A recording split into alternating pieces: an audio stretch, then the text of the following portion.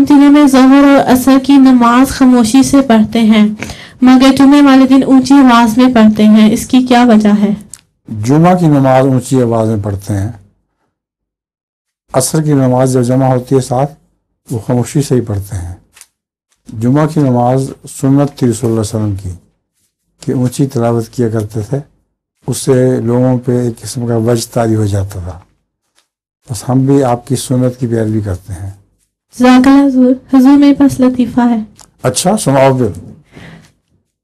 एक आदमी की बीवी फौत हो जाती है तो उसका जनाजा लेके जा रहे होते हैं तो रास्ते में एक खंबा आता है तो जनाजा खंबे के साथ टकरा जाता है तो उसकी बीवी को होश आ जाता है क्योंकि वो अभी मरी नहीं होती, तो उसको घर वापस ले आते हैं।